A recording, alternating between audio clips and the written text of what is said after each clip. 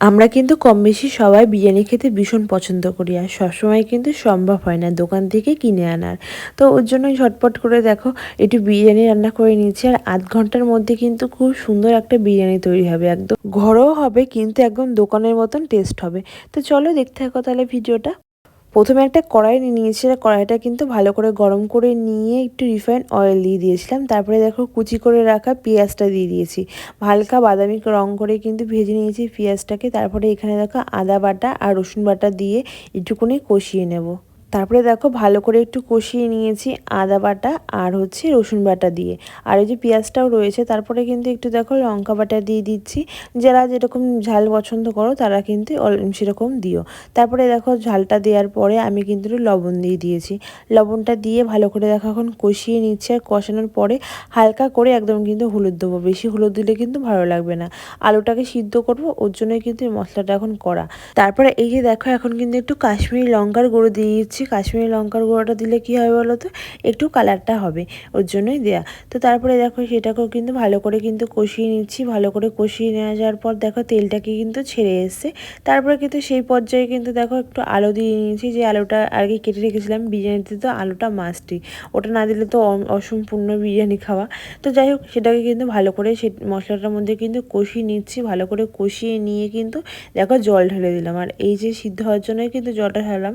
পরিমাণ মতন কিন্তু জল দিয়ে নেবে, যেরকম আলু সিদ্ধ করবে। তো এদিকে দেখো আমার কিন্তু প্রায় আলুটা সিদ্ধ হয়ে গেছে। তারপরে আলুটাকে একটা পাত্রে তুলে যে আলুর যে ঝোলটা ওটা কিন্তু ফেলবে না, ওটার মধ্যেও কিন্তু চিকেনটা করা যায়, আবার একটু কষিয়ে নেওয়া যায়। ওর জন্য আমি দেখো কষিয়ে নিলে কিন্তু চিকেনটা বেশি ভালো খেতে হয়। ওর জন্য কিন্তু আর একটা কড়াই নিয়ে সেটার মধ্যে আবার একটু রিফাইন্ড অয়েল দিয়ে পেঁয়াজ দিয়ে তারপরে এদিকে দেখো রসুন বাটা আর আদা বাটা দিয়ে দিয়েছি। সেটাকে আবার সেরকমভাবেই কষিয়ে নেবো। যেরকম দাঁড়াও, এখানে একটা কথা বলে দিই, এখানে কিন্তু জিরে ব্যবহার একদম করবে না, মানে জিরে বাটা বা জিরে গুঁড়ো একদমই দেবে না। একেবারে দিলে পরে কিন্তু ওই মাংসের মতনই হয়ে যাবে, মানে আমরা যেটা চিকেনের ঝোল খাই সেটাই হয়ে যাবে, সেটা কিন্তু একদমই করা যাবে না। জিরে একদমই ব্যবহার করব না এখানে আমি কিন্তু। তো এই যে দেখো আবার কিন্তু ওই আদা রসুন সব দিয়ে কিন্তু আর ভালো করে কষিয়ে নিচ্ছি। কষিয়ে টষিয়ে ওই সব মশলা টশলা কিন্তু দিয়ে নিয়েছি। দিয়ে দেখো এই যে সুন্দর একটা কালার চলে এসছে, আর এই কালার হওয়ার পরেই কিন্তু আমি চিকেনটা এখন দিয়ে দেবো। তো এই যে দেখো চিকেনটাকে কিন্তু একটু দই দিয়ে আর একটু লবণ দিয়ে কিন্তু ম্যারিনেট করে রেখে দিয়েছিলাম, তো সেটাই কিন্তু এখন দিয়ে দিচ্ছি আমি, দেখতেই পাচ্ছ। তো এটাকে ভালো করে কিন্তু কষিয়ে নেবো। আর তোমরা ওই যে আলুটাকে সিদ্ধ করলে না, ওই জলটা কিন্তু একদমই ফেলবে না, ওটা কিন্তু এই চিকেনের মধ্যে কিন্তু দিয়ে ভালো করে কিন্তু কষিয়ে নেবো। তারপর এখানে দেখো আমরা কিন্তু কষানো একদম কমপ্লিট। তারপরে যে আলুটা আছে ওইটা দিয়ে ভালো করে কষিয়ে তারপরে সাইডে কিন্তু তুলে রাখবো। বিরিয়ানি রাইসটা করার জন্য কিন্তু একটা হাঁড়ি নিয়ে নিয়েছি, হাঁড়ির মধ্যে কিন্তু ভালো করে গরম জল করে নিয়েছি। তারপরে কিন্তু ওই যে ভিজিয়ে রাখা কিন্তু চালটা দেখো দিয়ে দিয়েছি, আর চালটা কিন্তু আগে করেই কিন্তু ভিজিয়ে রেখে দিয়েছিলাম অনেকক্ষণ ধরে। একটা বাটির মধ্যে দেখো দুধ নিয়ে নিয়েছি, আমি কিন্তু গরুর দুধ নিয়েছি, তোমরা চাইলে কিন্তু আমুল দুধও গুলিয়ে নিতে পারো। তার মধ্যে একটু আতর দিয়ে দিলাম, একটু কেওড়ার জল আর গরুর জল দিয়ে তারপর ওটা রেখে দিয়েছি। আর এখানে দেখো চিকেনটা আর আলুটা তো সিদ্ধ হয়ে গেছে, তো আমি কিন্তু যে হাঁড়িতে বিরিয়ানিটা রান্না করবো, তো সেটাতেই কিন্তু দেখো আলু তারপর সব কিছু কিন্তু দিয়ে দিচ্ছি। প্রথমে একটু আলুগুলো দিয়ে তারপরে চিকেনগুলো দেবো।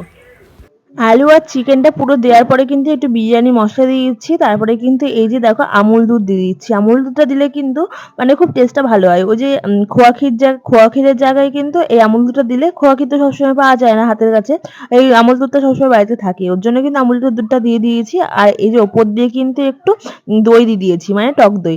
তারপরে দেখো টক দই দেওয়ার পরে কিন্তু আমি এই দেখো রাইসটা কিন্তু দিয়ে দিচ্ছি এক এক করে, পুরো রাইসটা কিন্তু দিয়ে দেবো এরপরে।